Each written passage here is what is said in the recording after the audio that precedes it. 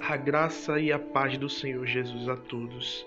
Domingo, nós vamos tratar a lição 7, o ministério de Eliseu. E o tema tratado de hoje será: aquele que obedece a Deus será abençoado e desfrutará da provisão divina. O texto base encontra-se em Deuteronômio, capítulo 28, versículos 8 e 9, que diz: O Senhor mandará que a bênção esteja contigo nos teus celeiros e em tudo que puseres a tua mão, e te abençoará na terra que te der o Senhor teu Deus. O Senhor te confirmará para si por povo santo, como te tem jurado, quando guardares os mandamentos do Senhor teu Deus e andares nos seus caminhos. Irmãos, as bênçãos do Senhor são frutos inteiramente da sua graça. A promessa de Deus em abençoar o seu povo não tem nenhuma restrição no que diz respeito àquilo que será abençoado. As bênçãos do Senhor alcançam o seu povo nas cidades, nos campos, no trabalho e em casa, em tudo o que temos necessidade. Ao trabalhar diariamente, Deus cuida de nós e faz com que o nosso esforço ele prospere. O Senhor nos dá a vitória sobre nossos adversários para que possamos permanecer de pé em nossa jornada. O Senhor, ele ordena a chuva para os campos, para que o fruto da terra não falte sobre a nossa mesa. Mas tudo isso, irmãos, só é possível quando vivermos em obediência a tudo quanto o Senhor pede de nós. Irmãos, no meio do século IX a.C., o que é que acontece? O reino de Israel ele foi assolado pela apostasia religiosa.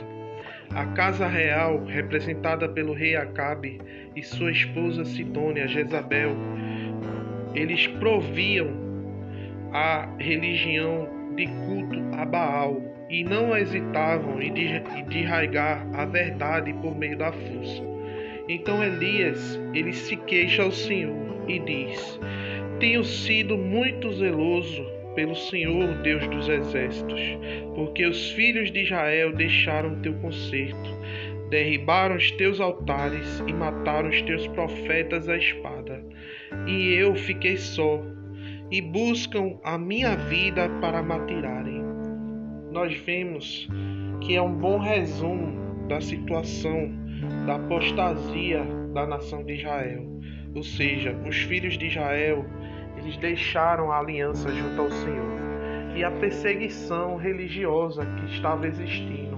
Ou seja, eles derrubaram os altares e mataram os profetas à espada.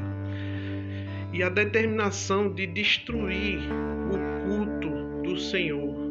Aí Elias fala assim: só eu fiquei e agora estão tentando matar-me também.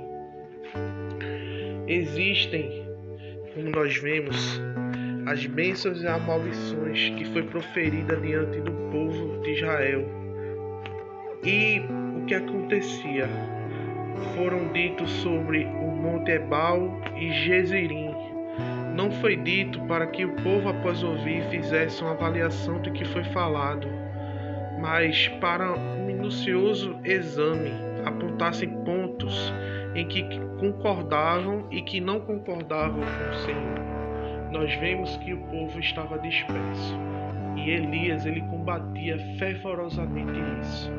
Aí mais à frente nós vemos que quando Eliseu ele pede a porção dobrada de Elias sobre si, ele solicitava que a sucessão fosse-lhe assegurada, assim como o direito da primogenitura, conforme a Bíblia nos fala. Ele pedia para ser o sucessor de Elias, o seu herdeiro, aquele que poderia continuar o trabalho daquele homem de Deus como líder dos profetas. Mas a decisão de conceder aquele pedido pertencia tão somente ao Senhor. Elias somente lhe disse como poderia saber se o seu desejo fora concedido.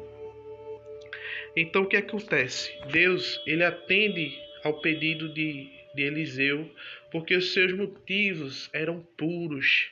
Seu principal objetivo não era ser melhor ou mais poderoso do que Elias, mas realizar mais para o Senhor. Se os nossos motivos, irmãos, forem honestos, não precisamos ter medo de pedir grandes coisas a Deus. Então, coloque isso no seu coração. Peça grandes coisas a Deus, mas com o coração limpo.